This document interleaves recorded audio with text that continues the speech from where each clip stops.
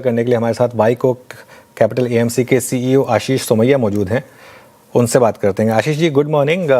क्या मार्केट की स्थिति वापस पलट गई है? वापस वही ट्रम्प फैक्टर, टैरिफ, वॉर का वापस तेज होना, कच्चा तेल फिर 92 पर आना, ऐसा लग रहा है कि एक डेजा वू हो रहा है इस समय मार्केट में। हालांकि इस बार प्राइस एक्शन ऑब्वियसली उतना नेगेटिव नहीं जितना पिछली बार था, लेकिन एक रैली पे तो ब्रेक लगा है। आपका क्या व्यू है? नहीं, आपने बिल्कुल जवाब सवाल पूछ रहा था, मैं एग्जैक्टली वही सोच रहा था कि इन रियलिटी मार्केट इसको प्रॉब्ली डाइजेस्ट कर रहा है या डाइजेस्ट कर चुकी है। क्योंकि आप देखें तो ऐसे अकरेंसेस या ऐसे इंस्टेंसेस होने पे जो फर्ज कीजिए फरवरी मार्च में जिस तरीके का रिएक्शन था या अप्रैल में जैसा हमारा निकला और अभी जो रिएक्शन है, सो डेफिनेटली रिएक्शन इतना स्ट्रांग नहीं है। और दूसरी चीज ये भी है कि अनुज जी की पहले के मुकाबले अभी ये जो यूएस में रैली हो रही थी हाइपर स्केलर्स में, वो काफी हद तक करेक्ट होना शुरू हुई है। और उनके केपेक्स और जो कोरिया ताइवान वगैरह की जो हार्डवेयर या मेमोरी सेमीकंडक्टर ये सब जो कंपनीज हैं, इनकी सस्टेनेबिलिटी पे भी सवालिया निशान उठने लगे हैं।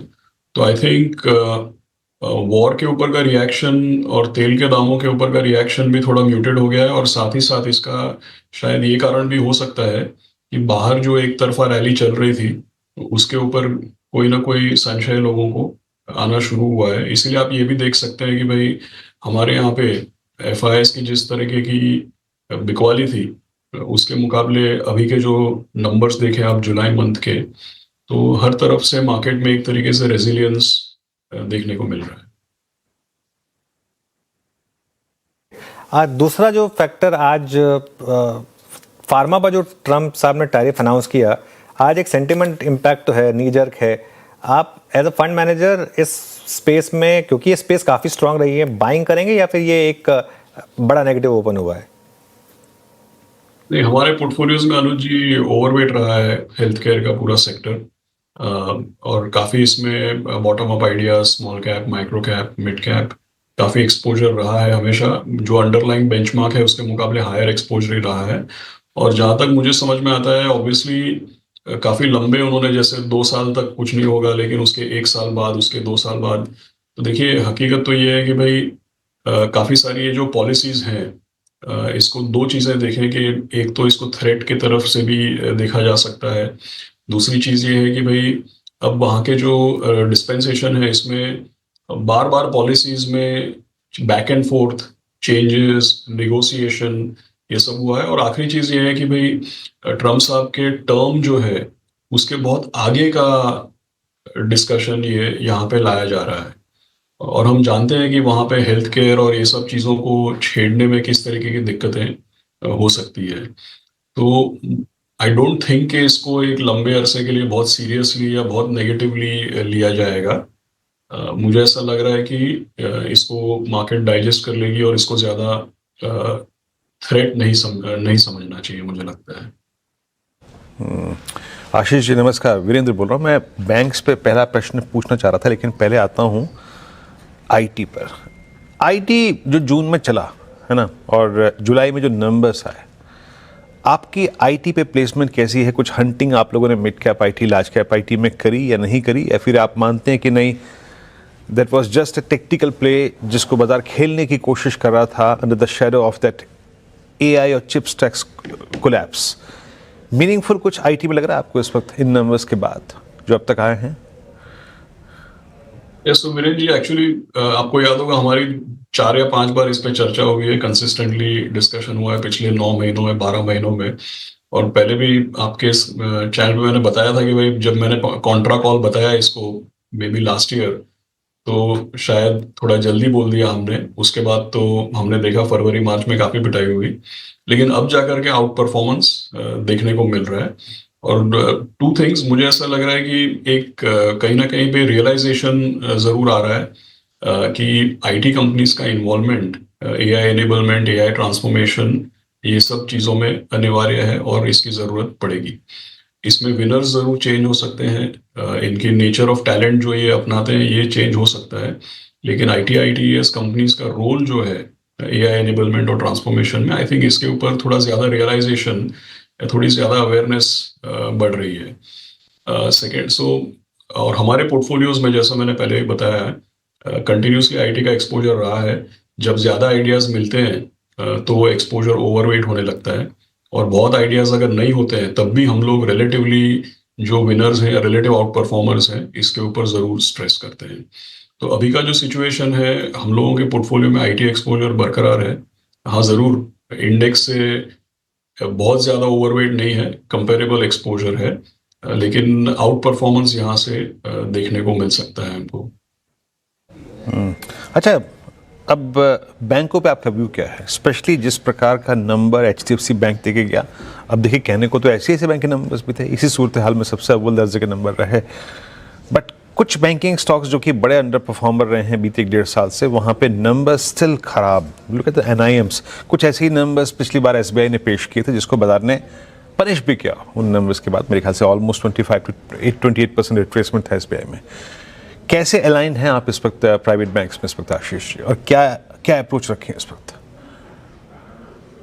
तो वीरेंद्र जी, पिछले आई थिंक कम से कम सिग्निफिकेंट टाइम फ्रेम से देखिए, बैंकिंग का जो वेटेज है ऑब्वियसली मार्केट में, इंडेक्स में, और क्योंकि हम लोग इंडेक्स को बीट करने के लिए, रिलेटिव परफॉर्मेंस के लिए पोर्टफोलियोज मैनेज करते हैं, कोई बाइनरी कॉल्स नहीं लेते हैं।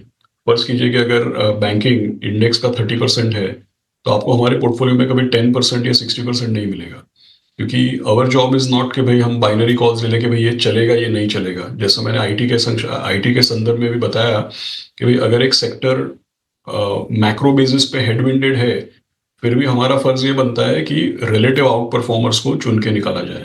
तो पहली बात तो ये है कि भाई बीएफएसआई में भी हमारा जितना, जैसे बीएसई 500 में 30% एक्सपोजर है, तो हम लोगों का कंपेरेबल एक्सपोजर है। लेकिन पिछले थोड़े समय से कंसिस्टेंटली, जैसा पहले भी हमने बात की है कि भाई कैपिटल मार्केट और नॉन लेंडिंग फाइनेंशियल्स का वेटेज रिलेटिवली ज़्यादा है, और बैंक्स का वेटेज या लेंडिंग फाइनेंशियल्स का वेटेज रिलेटिवली कम है। दूसरी बात यह है कि अगर आप बैंक्स का वेटेज देखें, प्राइवेट सेक्टर वर्सेस पीएसयू, तो ये ज़रूर है, बारिंग वन एग्जांपल, पिछले थोड़े समय में पीएसयू बैंक्स का रिलेटिव परफॉर्मेंस बेटर रहा है। ऑफ कोर्स अगर आप देखें पूरा जो मॉर्गेज का ग्रोथ हुआ उसमें भी पीएसयू बैंक्स का ज़्यादा कंट्रीब्यूशन रहा है। इनकी रिटेल फ्रेंचाइज और डिपॉजिट, ये सब में भी इनकी स्ट्रेंथ रही है। And relatively private sector banks में हमने देखा है management changes, performance related issues, ये सारी चीज़ें प्ले आउट हुई है। सो इसमें एक पूरा का पूरा जो बैंकिंग है, इसमें ऑनेस्टली स्पीकिंग पहले के मुकाबले ऐसे पीएसयू वर्सेस प्राइवेट या एक जनरल व्यू देना मुश्किल है। बॉटम अप देखें तो इंडिविजुअल स्पेसिफिक बैंक्स के ऊपर ध्यान देना चाहिए।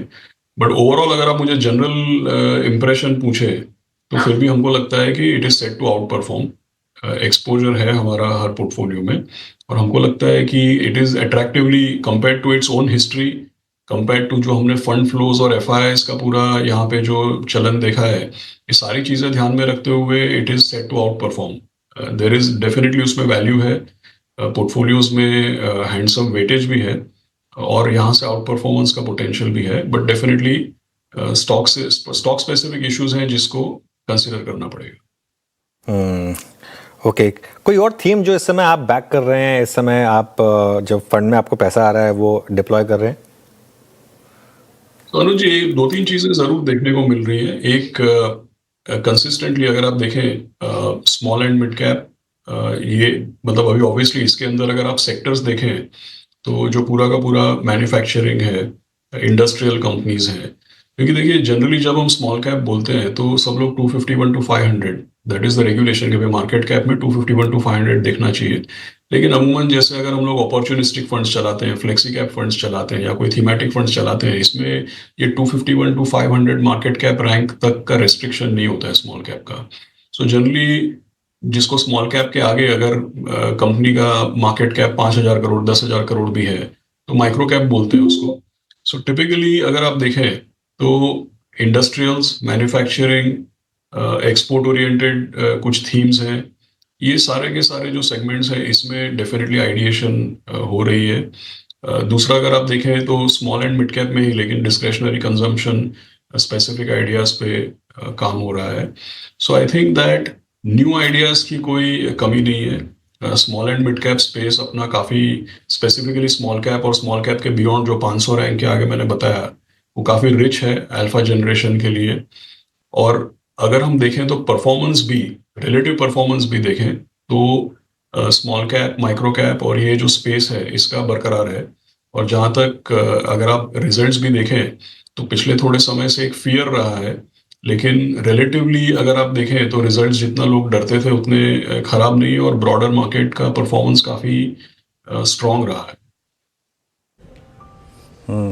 अच्छा आशीष जी, ये दो तीन स्क्रिप्ट्स या फिर तीन स्क्रिप्ट्स विद इन एक सेक्टर जिसमें कुछ बाइंग एफर्ट्स विजिबल है, आपसे बात मैं कर रहा हूँ उस वक्त भी डे हाई पर हैं, इंडेक्स डे हाई इस रेंज के हाई पर है, that's chemical, look at SRF, UPL, Deepak, सब में एक बाइंग एफर्ट्स विजिबल है बाजार के।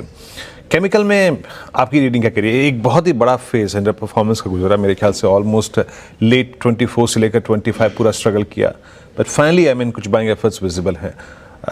केमिकल पे आपका टेक इस वक्त? आई थिंक कोविड के बाद से अगर आप देखें तो काफ़ी उठापटक या काफ़ी इसमें वॉलेटिलिटी हुई है, क्योंकि एक समय ऐसा था कि भाई सप्लाई की शॉर्टेज थी। फिर ऑब्वियसली जब सप्लाई की शॉर्टेज होती है तो ओवर ऑर्डरिंग, ओवर कैपेसिटाइजेशन होता है, फिर ऑब्वियसली इन्वेंट्री बिल्डअप और फिर वो अब्जॉर्प्शन हुआ। So I think since 24-25, I think पिछले साल, 1.5 साल से हमारे यहाँ पे जनरली जब भी डिस्कशन होता है ऐसा बिलीव था कि भाई ये बाउंस बैक करेगा, क्योंकि जो पूरी कोविड के साथ को लेकर के 2-3 साल तक जो एक लीड एंड लैग चली और जो एक अनसेटल्ड सा माहौल था, वो आई थिंक बाय 24-25 हमारी टीम का ऐसा मानना था कि भाई ये now this is behind us और इम्प्रूवमेंट देखने को मिलेगा। So I think maybe थोड़ा late, but now we are able to see it. So हमारे पोर्टफोलियोज में कंटिन्यूसली एक्सपोजर रहा है और अभी भी उस पर कंस्ट्रक्टिव है। और एक्चुअली जो मैं small cap, mid cap, export oriented जो बोल रहा था उसमें इसका भी एक इंक्लूजन होता है। ओके, तो ये इस समय केमिकल स्पेस पर एक व्यू हो गया आपका। अब पावर और पावर एंसिलरी स्टॉक्स में काफ़ी बड़ी रैली हुई थी, हालांकि पिछले कुछ दिनों में वहाँ करेक्शन आई। यहाँ पर कोई स्टॉक्स हैं कि आपके पास पोर्टफोलियो में, और यहाँ पर क्या व्यू होगा? एनर्जी लिमिटेड एक्सपोजर है। सी जनरली स्पीकिंग इसके पावर की अगर आप बात करें तो जनरली एंसिलरी कंपनीज या जो इक्विपमेंट सप्लायर्स हैं या मैन्युफैक्चरिंग रिलेटेड टू एंसिलरीज, तो उस तरीके का ज़्यादा एक्सपोजर है। एक्चुअल अगर आप देखें यूटिलिटीज़ या पावर का रिलेटिवली कम एक्सपोजर रहेगा। एंड डेफिनेटली पिछले थोड़े समय, 1-2 साल से जनरली कि भाई पावर की शॉर्टेज होगी, डेटा सेंटर्स बनेंगे। सो ये भी एक साथ में पूरा रिलेटेड टू एआई थीम, एक पूरा काफ़ी मूवमेंट देखने को मिला। और इसलिए अब यहाँ पे एक तरीके से आई थिंक ये सारा कोरिलेटेड है। जो एआई, सेमीकंडक्टर, उसके साथ ही साथ डेटा सेंटर्स, उसके साथ ही साथ पावर की डिमांड। तो I think we were always playing it through the ancillaries.